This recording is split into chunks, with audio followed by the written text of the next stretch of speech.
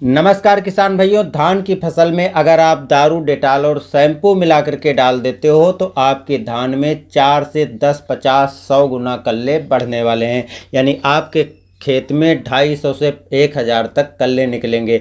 ऐसे जो बड़े बड़े दावे किए जा रहे हैं, तो दोस्तों क्या इसे डालने से वाकई में कुछ फ़ायदा होता है या नुकसान भी हो सकता है, सब कुछ दोस्तों इस वीडियो में क्लियर होने वाला है। तो अगर आप खेती करते हो और इस तरीके की चीज़ों को देख करके अपनी फसल में डालना चाहते हो तो दोस्तों सच्चाई ज़रूर आपको जान लेनी चाहिए, उसके बाद ही आपको कोई कदम उठाना चाहिए। तो आपके लिए महत्वपूर्ण जानकारी है और दूसरे किसान भाइयों शेयर जरूर इस वीडियो को कर दीजिएगा, क्योंकि वो भ्रम में पड़ करके कहीं ऐसा कदम ना उठा लें कि उनको फायदे की जगह पर नुकसान उठाना पड़ जाए।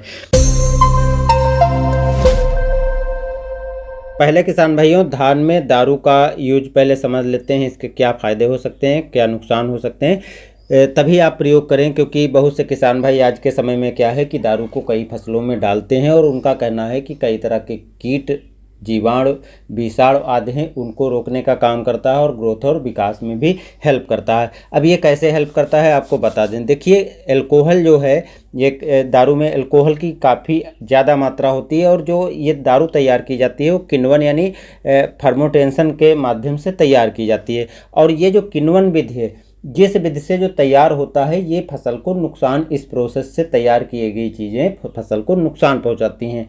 ये मैं नहीं कह रहा हूं दोस्तों, ये वैज्ञानिकों का कहना है। अब अल्कोहल की जो मात्रा है, अल्कोहल से कुछ ऐसे कीट होते हैं जिनको ये मार सकता है, कुछ ऐसे बैक्टीरिया होते हैं जिनको मारने की क्षमता रहती है अल्कोहल में। इसीलिए सैनिटाइजर के रूप में जो प्रयोग किया गया था लॉकडाउन में, अल्कोहल यूज किया गया था, कई तरह के बैक्टीरिया को मारने की क्षमता रखता है।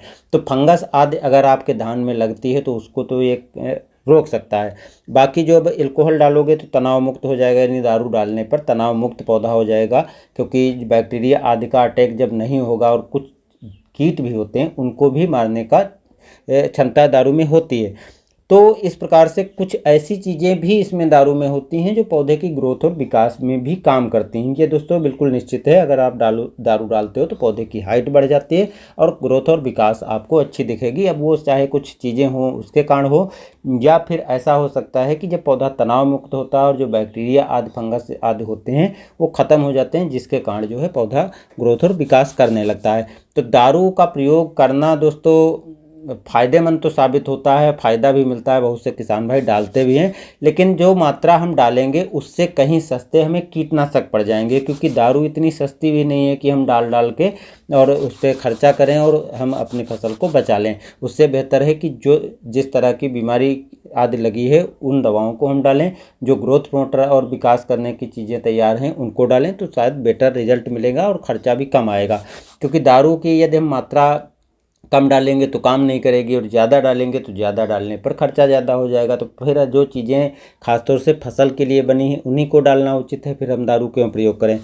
हाँ, कुछ चीज़ें हैं, जैसे आप जिब्रेलिक एसिड मिला करके और दारू जिब्रेलिक एसिड मिलाकर डाल देते हो तो पौधे की हाइट काफ़ी अच्छे से बढ़ती है, पौधे की बढ़वार होती है और काफ़ी अच्छे रिजल्ट मिलते हैं। मैंने भी इसको ट्राई किया है, यूज किया है, काफ़ी अच्छे काम भी करते हैं। क्योंकि जो पाउडर वाला जिब्रेलिक एसिड होता है उसमें क्या होता है कि उसको दारू के साथ घोलोगे तभी घुलेगा, तो बहुत कम मात्रा में आप घोल करके और डाल सकते हो। अगर आप इसको ज़्यादा यूज करते हो तब क्या होता है दोस्तों, तब ये फसल को नुकसान पहुंचाना चालू होती है। क्योंकि किण्वन बीज से जो प्रोडक्ट तैयार किए जाते हैं उनको अगर हम अपनी फसल में डालते हैं तो काफ़ी दिन तक फसल के अंदर रहते हैं और वो फसल में भी चले जाते हैं। जो हमारी फसल पककर तैयार हो जाती है वो उसमें भी चले जाते हैं, फल आदि की फसल में, फल में, वैसे दाने में भी चली जाती है, जिससे जो है जो उसको यूज करेगा, जो खाएगा, उसके अंदर कई तरह की बीमारियां भी पैदा हो जाएंगी।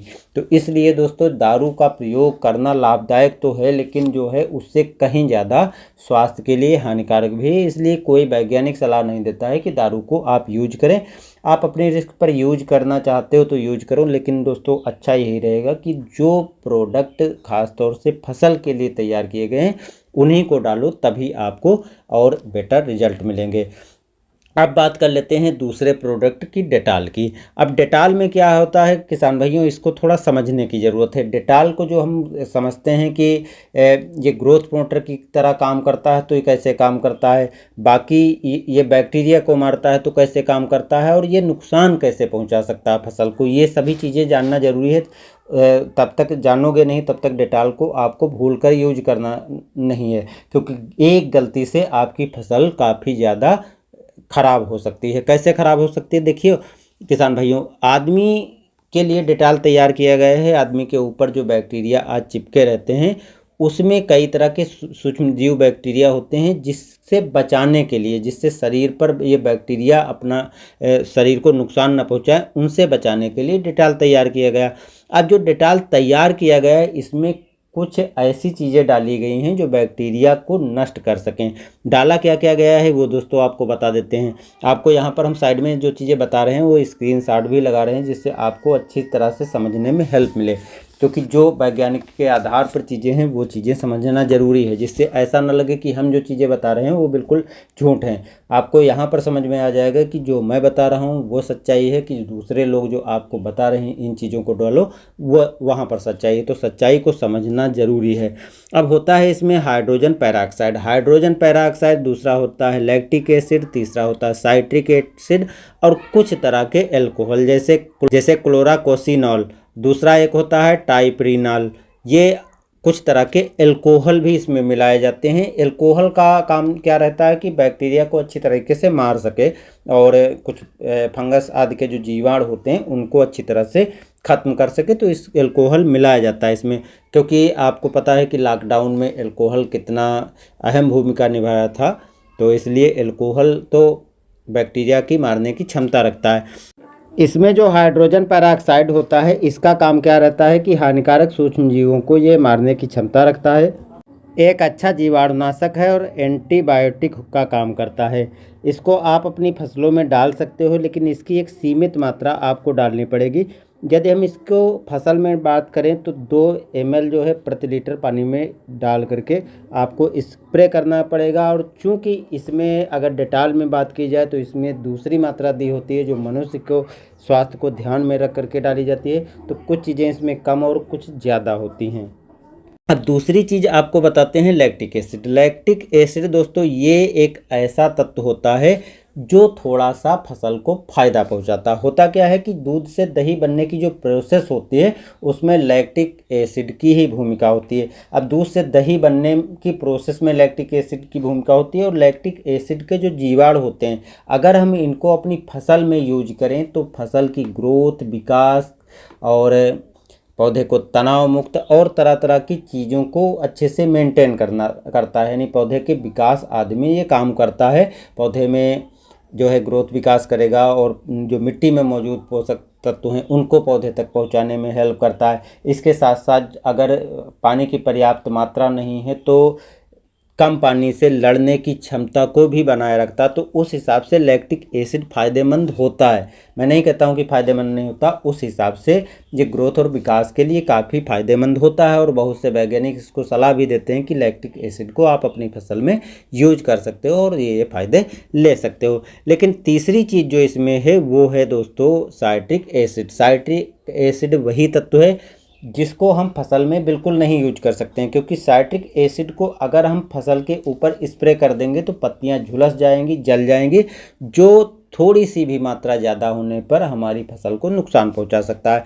तो डेटॉल को अगर हम डालने से पूरा फ़ायदा लेना चाहते हैं तो इसमें साइट्रिक एसिड नहीं मिला होना चाहिए, क्योंकि जो हाइड्रोजन पेरोक्साइड है ये बैक्टीरिया को ख़त्म करता है, जो एल्कोहल है वो बैक्टीरिया कीट आदि को मार सकता है, जो इसमें लैक्टिक एसिड है वो हमारी फसल को फ़ायदा पहुंचा सकता। तो ये सब चीज़ें तो फ़ायदा कर सकती हैं, लेकिन जो इसमें साइट्रिक एसिड मिलाया गया है वो हमारी फसल को नुकसान पहुंचाएगा।